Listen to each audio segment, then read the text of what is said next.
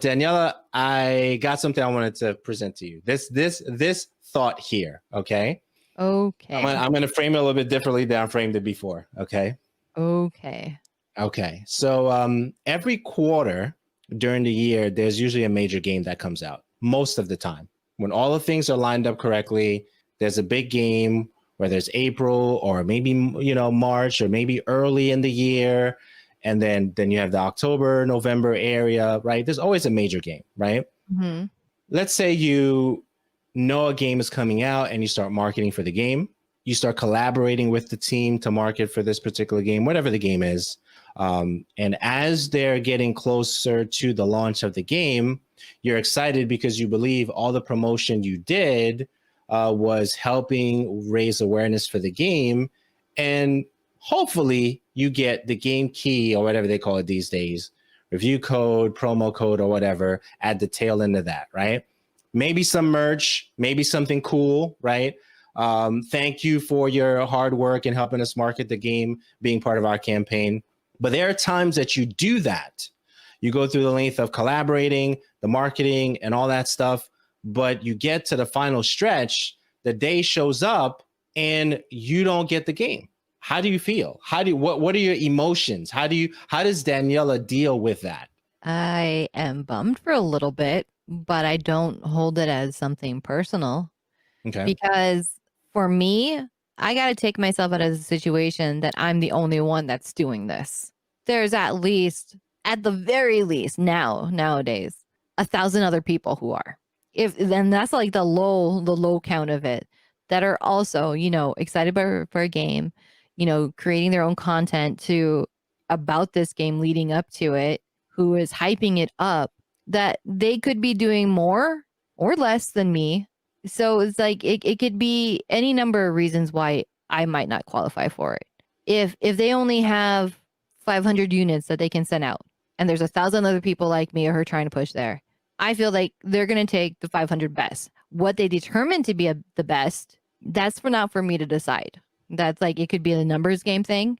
It could be the quality of the content. It can be the quality of your own character. It can be how good of a relationship that you have with somebody on the team. It can be all of those factors and then some.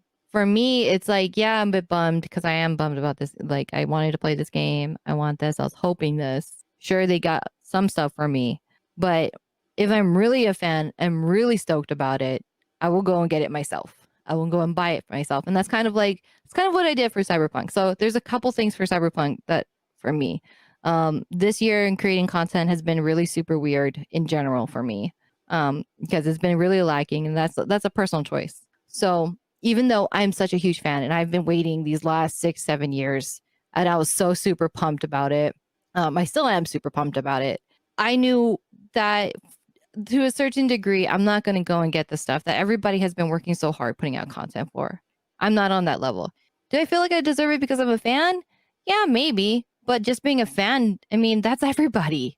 And there's like, even if like I was putting out like, update videos about, me breaking down Night City, in the grand scheme of it, of everybody else who's been creating stuff and content, hyping this up, I'm still the bottom here.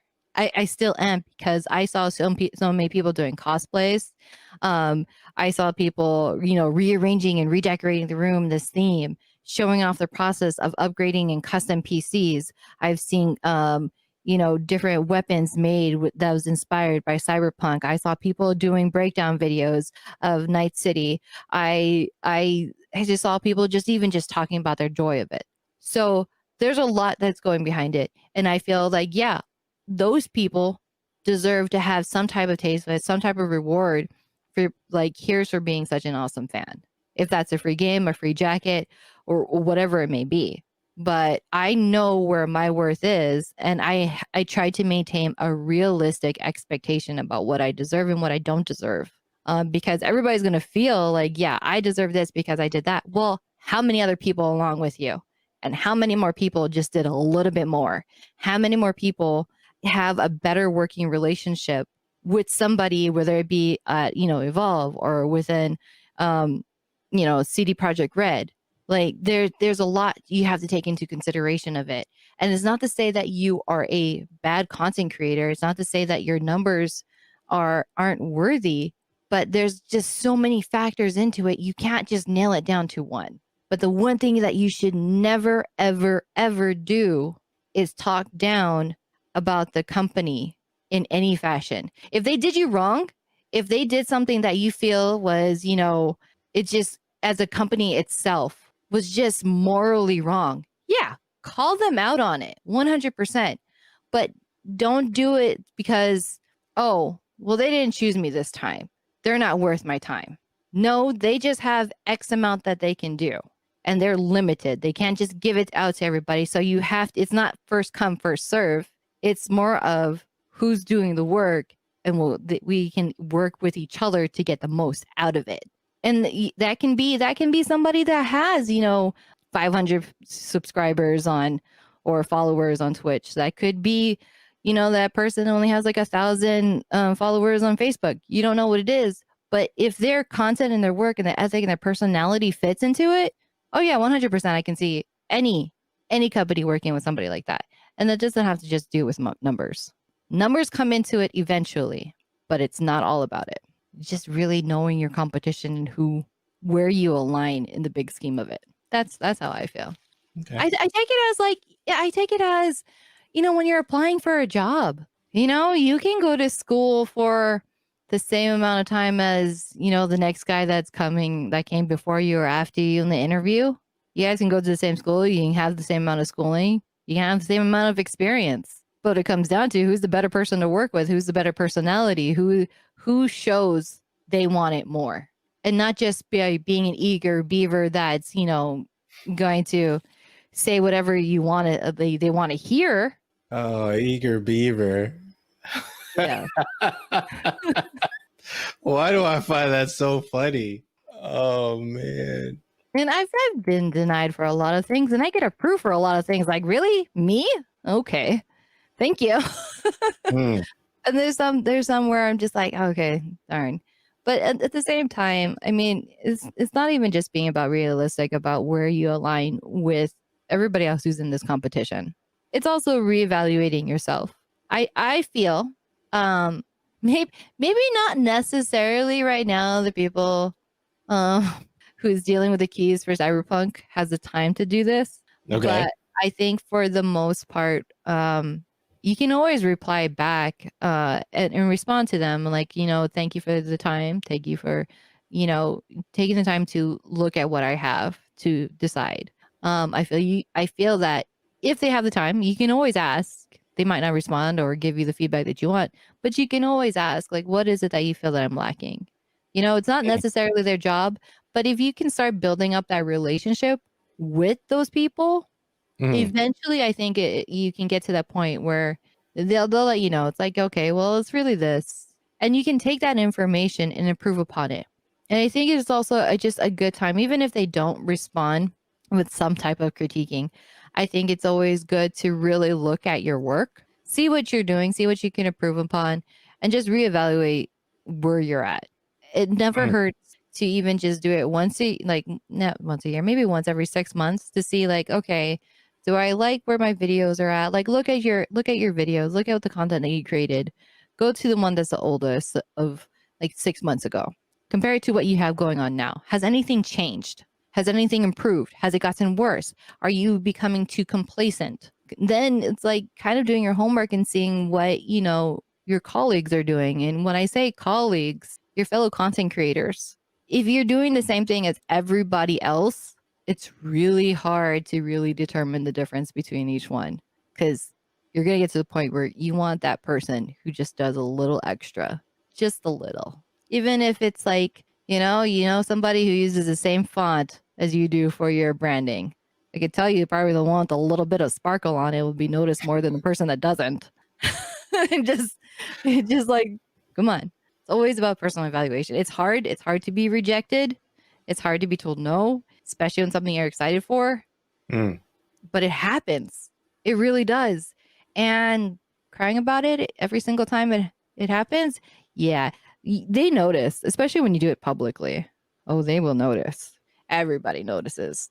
Yeah, I used to do that publicly, and I realized that that is not a good move. Not a good move. And I think that I realized that through, as you mentioned, conversations and pretty much echoing everything you just said, which I'm not going to repeat. That was your soapbox and segment. That I'm not even touching that. That was all you. But it's definitely something that I realized was hurting me when I was doing it, and that's all I got there. But no, that was all you. I'm not touching that. Okay. No, not doing it. We're If it's good. not, we're good. And I would just have one more thing about it. So not only do companies and especially PR and marketing people see when you complain because you didn't get something, you kicking and screaming. I think it gives you a false sense of entitlement because when you're bummed about something, and it's not just about games, when you're bummed about anything, the first thing that somebody wants to do is comfort you. They want to tell you the good things that will make you feel better. Is that a bad thing? No. But it gives you that false sense that how you're feeling is appropriate and right. Mm. So, and I don't want to say like it's bad that the friend is doing it because they're a friend, but a good friend would tell you to look and like will critique you and tell you, hey, I just checked out your last couple of videos. I checked out your last couple of streams. Maybe we can spruce it up a little bit. Maybe we can change this just a little bit more. Or I liked when you did this one time. You should bring that back and try that again because it really resonated with people, you know, rather than the person who doesn't help you improve your game of like, no, your content is great. I love it. You deserve this. Oh, you're so much better than XYZ person, you know? That's not helping you. That is that person fueling and justifying whatever you think you deserve. Don't bring along a pity party. Take the time to appreciate the friends who did get what you were wanting though. That goes a long way. That really does, because there's been a couple times where I got denied something, but a friend had an extra one. Like, hey, I saw you got denied for this. Would you like this extra copy? Yes, I do. Thank you. But they're not going to do that if you're just going to be upset and you're not happy for them for whatever they do or whatever they get eventually. You know, part of supporting people is being happy for the things that they got, even if you didn't get it. That gets seen just as much as you complaining about something. Wow. At least you're not known as the person that cries because they didn't get it. You're known as a person that supports their friends. I'd rather be known as that person. I'd rather be known as the person that didn't get the stuff but is happy for their friends than the person that got their stuff and just has no friends. Because I'm not celebrating other people. Wow. Just saying. And plus, you never know who that person's going to grow to be. Right. This is true. I can be an entourage. But I'll be the entourage that kind of like, I'm not going to be a yes man. I'm probably going to be the person of like, nah, man, that's just stupid. Happy that you're doing it, but that's stupid. You go do it. I'll just watch you. You do it. You be dumb. I'll just watch from this side. I'll cheer you on from here. I already told you it was stupid. You still did it. Oh man, that's crazy. Yeah. I had an email exchange with somebody earlier today. And they were doing a campaign for a product, and I wanted to know if the product was going to be sent out to reviewers, right? And it's not a game. So so I said, hey, can I get some of that? You know what I'm saying? Like, yo, let me get some of that. They were like, no, we can't. You know, the wording the PR used, they use their own wording. Not at this time, kind of thing. There's a limited edition. So because it's limited edition, we're not sending any out to reviewers. So that was the email. That email went out. Then the other email came and I said, so is there anything that you're promoting right now that could use coverage? They're like, no, not at this time. Okay. We may have something into the new year, right? So after that email exchange took place, that was it. There were no Twitter messages.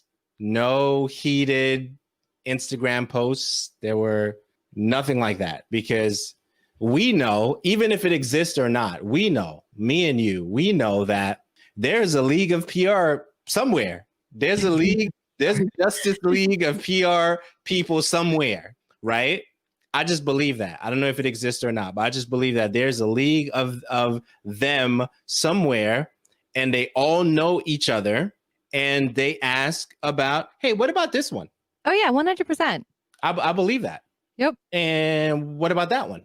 Right. So if that's happening and discipline is lacking, then you're just like, in any game that's getting ready to come out in the next couple of years, you may be shooting yourself in the foot right now. Yeah. Because And it's small. that's not what It's you want. small, and they move around in between Right. companies, you know? Right. So they bring their list along. It's not like they leave their list behind. No, their list follows them. That's their personal list. Right. And they share it amongst each other.